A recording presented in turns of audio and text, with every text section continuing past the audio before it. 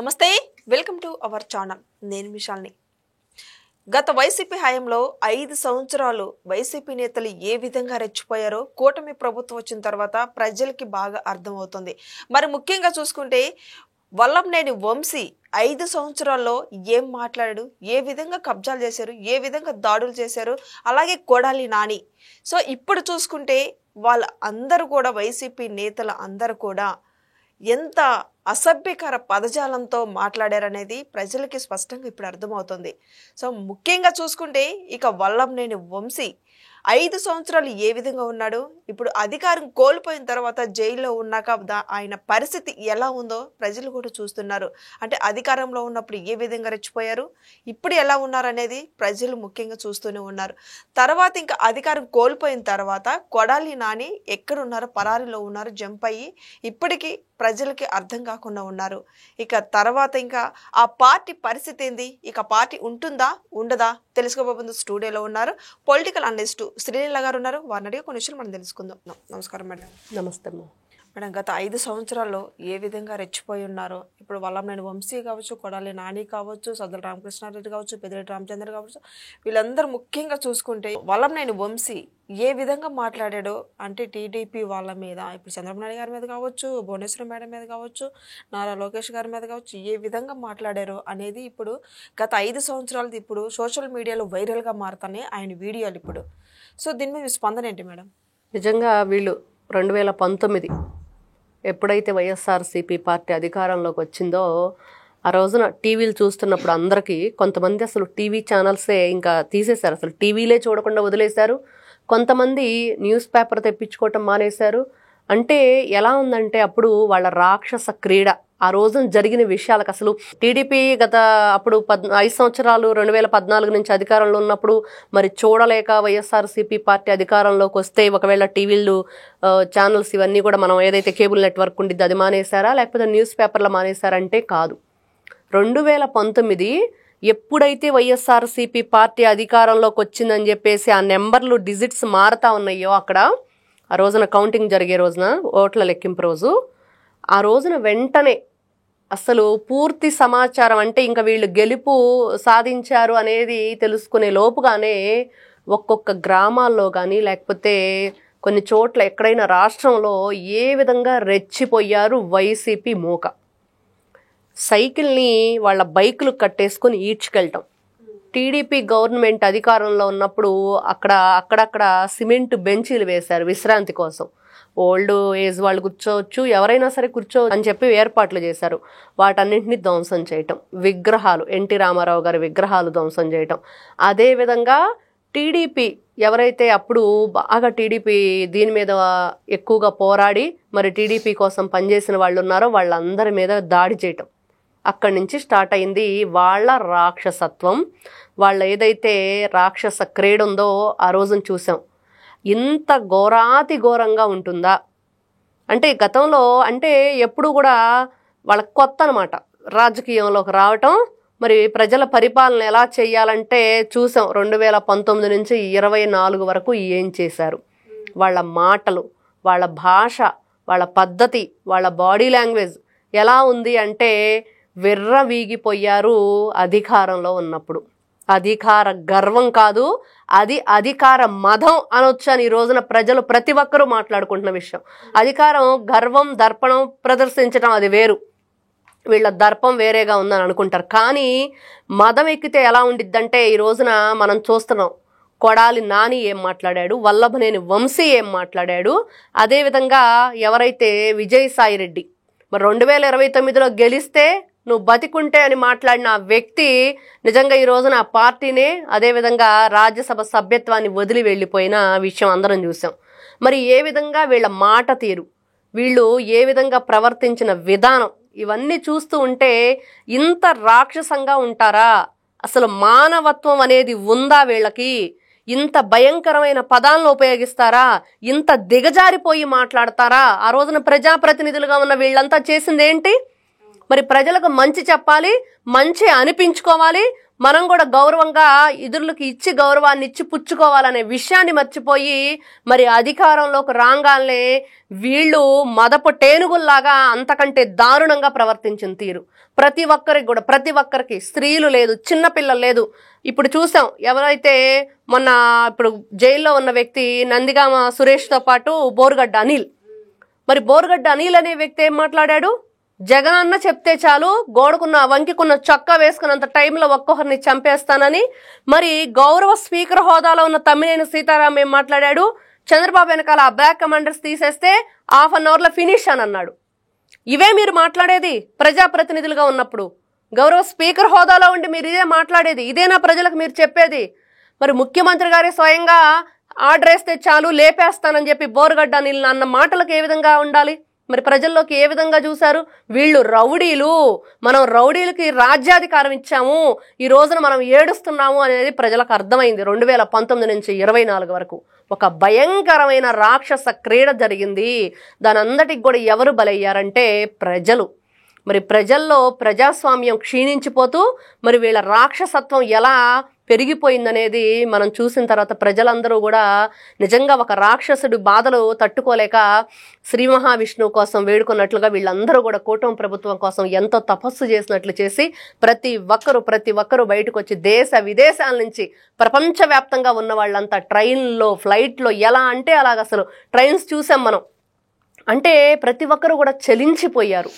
ఎన్ని విధాలుగా ఒకటా రెండా చూసుకుంటూ పోతే ఆ రోజున ప్రతి ఒక్కరు చిన్న పిల్లల దగ్గర నుంచి మద్యం, మరి అదేవిధంగా ఏదైతే మనం చూసాం మత్తు పదార్థాలు, గంజాయి. మొన్న ఎన్ని టన్నులు వచ్చింది కాకినాడ పోర్టు, వైజాగ్ పోర్టు. పేరుని నాని రేషన్ బియ్యంలో మరి రేషన్ బియ్యం ఎంత మాఫియా. అవును, అసలు అతనిదైతే మరీ దారుణం. అది పేదవాళ్ళకి తక్కువ రేటుకి ఇచ్చే బియ్యం. మరి ఆ బియ్యంలో కూడా వీళ్ళు వాళ్ళ గోడంలో నిల్వ చేయటం, దాన్ని ఎలా వెళ్ళిపోయిందో అనేది కూడా చూసుకోకుండా, మరి ఎలా వెళ్ళిందో కూడా నాకు తెలియదు, ఆ బియ్యం మాయమైపోయినాయి, పంది కుక్కలు తిన్నాయి అన్నాడు. మరి అదే విధంగా చూసుకుంటే ఆ రోజున అక్కడున్న ఇంకొక వ్యక్తి చంద్రశేఖర్, మరి ఆయన కూడా అలానే మాట్లాడాడు. ఇవన్నీ చూసుకుంటా ఉంటే ప్రజలందరికి కూడా ఇంకా మా జీవితాలు ఇంతటితో పరిసమాప్తం అయిపోతున్నాయి. వీళ్ళు కూడా అలానే చేశారు. మేము ఇంకా 5 సంవత్సరాలతో కాదు 25 సంవత్సరాలు మా పరిపాలనే జరుగుతుంది, జగనన్నకి తిరుగులేదు, మా ఫ్యాన్కి ఎదురులేదు అనుకుంటా వెర్రవీగారు.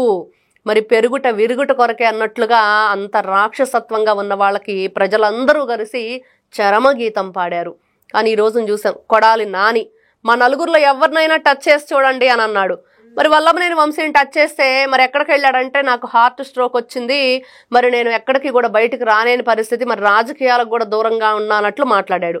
గతంలో ఒక మాట మాట్లాడాడు కొడాలి నాని, అంటే అతనికి హార్ట్ ప్రాబ్లం ఉంది కాబట్టి ఇప్పుడు ప్రజల్లో వినిపిస్తున్న మాట ఏంటంటే గతంలో మరి వైఎస్ఆర్సీపీ పార్టీ అధికారంలో ఉన్నప్పుడు మరి కూటమి ప్రభుత్వం ఏదైతే టీడీపీ వాళ్ళ మీద దాళ్లు, మరి జనసేన వాళ్ళ మీద దాళ్లు జరుగుతున్నప్పుడు మరి కొంతమందిని అరెస్ట్ చేయడానికి మరి ఈ విధంగా డ్రామాలు ఆడుతున్నారు, వాళ్ళు పోలీస్ స్టేషన్కి రాకుండా గుండెలు నొప్పి అంటున్నారు, ఇంకా చాలా మాటలు మాట్లాడాడు. అంత భయంకరమైన వర్డ్స్ యూజ్ చేసే వ్యక్తి బూతుల నాని. కొడాలి నాని అంటే ఎవరికి తెలియదు, బూతుల నాని అంటే అందరికి తెలుస్తుంది. మరి అట్లాంటి వ్యక్తి ఈ రోజున తనకొచ్చిందేంటి? మరి అలాంటిదేనా? టచ్ చేసి చూడండి అంటే టచ్ చేస్తారని భయపడి గుండె జబ్బుతో పారిపోయాడా? మరి లబ్డబ్ అని కొట్టుకోవాల్సిన గుండె రెడ్ బుక్ అని కొట్టుకుంటుంది కొడాలి నాని అని చెప్పి గతంలో మనం విన్నాం. మరి ఈ రోజున వల్లభనేని వంశీ పరిస్థితి, ఎన్ని మాటలు ఎంత నీచంగా మాట్లాడాడు. మరి ఇప్పుడున్న యువ నాయకుడు నారా లోకేష్ గారిని ఈ రోజున ఆంధ్రప్రదేశ్ కూటమి ప్రభుత్వం అధికారంలో రావటానికి ఎవరైతే నారా లోకేష్ గారు 3150 కిలోమీటర్ల పైగానే 3300 కిలోమీటర్ల పైగానే ఆయన పాదయాత్ర చేసి మరి అదేవిధంగా రాష్ట్ర ప్రజల మనస్సును గెలుచుకొని ఆయన కూటమి ప్రభుత్వాన్ని అధికారంలో తీసుకురావడానికి యువగళం పాదయాత్ర ఎంతో దోహదపడింది. మరి అలాంటి వ్యక్తిని మాట్లాడిన వల్లభనేని వంశీ ఏ విధంగా ఈ రోజున జైలు గోడల్లో మగ్గిపోతున్నాడు. మరి అందంగా ఉన్నాడని చెప్పేసి ఆయన అరెస్ట్ చేసి సొంత సామాజిక వర్గానికి చెందిన వ్యక్తి ఎదుగుతుంటే చూడలేక కూటమి ప్రభుత్వం ఈ విధంగా చేస్తుందని మాట్లాడిన జగన్మోహన్ రెడ్డి గారు మరి ఏ విధంగా ఆ విధంగా మాట్లాడటానికి కారణం ఏంటంటే ఈ రోజున ఆయన మాట్లాడిన మాటల వల్లే ఇంకా కూడా పాపం ఎవరైతే వల్లభనేని వంశీకి దిష్టి తగిలింది, అందగాడని పదే పదే మాట్లాడాడు జగన్మోహన్ రెడ్డి. మరి ఆయన దిష్టి తగలటం వల్లే ఈ రోజున ఆ విధంగా మనిషి కృంగి కుషించిపోతున్నాడు అని చెప్పి వినిపిస్తున్న మాటలు. ఇవన్నీ చూస్తూ ఉంటే ఎప్పుడైనా సరే చేసిన పాపం పండితే ఇలానే ఉండిద్ది. పాపం పండిందంటే ఎవ్వరూ కూడా దాన్ని ఆపలేరు. కర్మ సిద్ధాంతం అనేది ఒకటి ఉంటుంది. ఆ కర్మ సిద్ధాంతం నుండి ఎవ్వరూ కూడా తప్పించుకోలేరు. మరి దాని వలలో చిక్కుకున్న ఈ రోజున వల్లభనేని వంశీ, కొడాలి నాని మరి చూస్తూ ఉన్నాం. ఇంకా వీళ్ళంతా కూడా మరి చూస్తే మిథున్ రెడ్డి, పెద్దిరెడ్డి రామచంద్రారెడ్డి, ఇంకో వైపు చూస్తే కొడాలి నాని కాకుండా మరి అదేవిధంగా రజని, రోజా, మరి శ్యామల, ఎంతమంది పేర్ని నాని దగ్గర నుంచి వీళ్ళందరూ కూడా ఏ విధంగా వెర్రవీగారు. మరి ఇటు చూస్తే సజ్జల రామకృష్ణారెడ్డి, భార్గవరెడ్డి, సుబ్బారెడ్డి, వైవి సుబ్బారెడ్డి, మరి వాళ్ళ కొడుకు విక్రాంత్ రెడ్డి, అక్కడ చూస్తే విజయసాయి రెడ్డి, వాళ్ళ అల్లుడు శరత్ చంద్రారెడ్డి, ఇంతమందిని జగన్మోహన్ రెడ్డి గారు ఏ విధంగా సర్వనాశనం చేయడానికి ఈయన ఎన్ని రకాలుగా వాళ్ళని ఉపయోగించుకున్నాడు. ఒకటా రెండా ఈ రోజున? మరి అందరూ కూడా తన సామాజిక వర్గాన్ని తనేం న్యాయం చేశాడు జగన్మోహన్ రెడ్డి గారు? ఏ విధంగా వాళ్ళని ఈ రోజున కేసుల్లో ఇరుక్కుపోయి ఇంకా బయటకు వచ్చే పరిస్థితి కూడా లేదు. అంత ఘోరాతి ఘోరంగా వాళ్ళు గన్ను గురిపెట్టి మరీ బెదిరింపులకు పాల్పడ్డారు, మద్యం మాఫియా నడిపించారు. ఇట్లాంటివన్నీ కూడా ఈ రోజున బయటకు వస్తుంటే ఒక్కొక్కటిగా అందరూ కూడా దిగ్భ్రాంతికి లోనయ్యే పరిస్థితిలో ఉంది ఆంధ్రప్రదేశ్ ఎవరైతే ప్రజలు ఉన్నారో వాళ్ళ పరిస్థితి. మేడం, ఇప్పుడు మరి వైసీపీ పరిస్థితి ఏంటి? మరి అందరూ అరెస్ట్ అవుతున్నారు, అరెస్ట్ మీద అరెస్టులు జరుగుతూనే ఉన్నాయి. లిక్కర్ స్కామ్కి సంబంధించి జగన్ కూడా అరెస్ట్ కాబోతున్నాడు మనకు వస్తున్న వార్త అది. ఇక తర్వాత ఆ పార్టీకి సంబంధించి పరిస్థితి ఎలా ఉండబోతుంది అంటే ఏం చెప్తారు? ఇక్కడ పార్టీ ఏదైతే ఉందో వైఎస్ఆర్సీపీ పార్టీ, ఖచ్చితంగా పార్టీ క్లోజ్ అనేది ప్రజల్లో వినిపిస్తున్న మాట. మరి కొంతమంది అంటున్నారు మరి గతంలో భారతి రెడ్డి వాళ్ళ ఎవరైతే భారతి రెడ్డి కానివ్వండి, అదేవిధంగా షర్మిలారెడ్డి కానివ్వండి, లేకపోతే వాళ్ళ తల్లి వైఎస్ విజయలక్ష్మి, వీళ్ళందరూ కూడా బయటకు వచ్చేసి జగన్ కోసం పోరాడారు. 2019 ఎలక్షన్ అప్పుడు వాళ్ళ కుటుంబానికి అన్యాయం జరిగింది అని 16 నెలలు జైల్లో ఉండాలని రకరకాల కారణాలతోటి ఒక్క ఛాన్స్ అని ప్రజల్లోకి వచ్చిన జగన్మోహన్ రెడ్డి అప్పటికందరికి కూడా సానుభూతి ఉంది, ఈయన ఇంత రాక్షసుడు అనేది తెలియలేదు. తర్వాత అర్థమైపోయిన తర్వాత ఇప్పుడేం జరుగుతుందంటే మరి ఆ పార్టీ పరిస్థితి ఏంటి? జగన్మోహన్ రెడ్డి గారు అరెస్ట్ అయితే మరి అదే విధంగా వాళ్ళ భార్య ఉండి నడిపిస్తుందా పార్టీని? రోజున తల్లి చెల్లి దగ్గర లేరు, మరి ఒకరి మీద ఒకరు కేసులు వేసుకుని వాళ్ళంతా దూరంగా వెళ్ళిపోయిన పరిస్థితి. జగన్మోహన్ రెడ్డి గారికి ఏమో తల్లి మీద చెల్లి మీద నా మనసు విరిగిపోయింది, ప్రేమ చచ్చిపోయింది అన్న మాటలు మేము చాలాసార్లు మీడియా ముఖంగా విన్నాం. మరి అట్లాంటి పరిస్థితిలో మరి భారతీ రెడ్డి గారు పార్టీని నడిపిస్తారంటే ఖచ్చితంగా ఆవిడ కూడా నడిపించే పరిస్థితి లేదు. పరోక్షంగా ఆవిడ పేరు కూడా వినిపిస్తుంది. ఇప్పుడు చూసాం ఎవరైతే బాలాజీ గోవిందప్ప ఉన్నాడో మరి అత్యంత ఆవిడకి దగ్గర మనిషి, అదేవిధంగా వాళ్ళ ఏదైతే అన్ని చార్టెడ్ అకౌంట్ అంతా అతనే చూస్తాడు. మరి అదేవిధంగా భారతీయ సిమెంట్కి డైరెక్టర్గా ఉన్నాడు. మరి ఇతను ఎందుకు ఇన్వాల్వ్ అయ్యాడు మద్యం కుంభకోణంలో అనేది కూడా ఈ రోజు నాకు కొస మెరుపులాగా ఉంది. మరి ఇవన్నీ చూసుకుంటా ఉంటే ఇండైరెక్ట్గా ఈవిడుంది, డైరెక్ట్గా వాళ్ళ భర్త ఉన్నాడు, మరి వాళ్ళ మరిది ఎవరైతే ఉన్నారో అటు అవినాష్ రెడ్డి, భాస్కర్ రెడ్డి అనుచరుడు హనుమంత్ రెడ్డి, ఒక్కరు కాదు ఫ్యామిలీ అంతా కూడా ఊచలు లెక్క పెట్టబోతున్నారు. కాబట్టి పార్టీ కూడా క్లోజ్ చేసుకోవటమే. అదైతే సీజ్ ద పార్టీ అని చెప్పేసి సీజ్ ద షిప్ అన్నట్లుగా ఇది కూడా అంతేను, పార్టీని అయితే క్లోజ్ చేయటం ఖాయం అనే మాట ఈ రోజున వినిపిస్తుంది. Thank you madam. నమస్తే.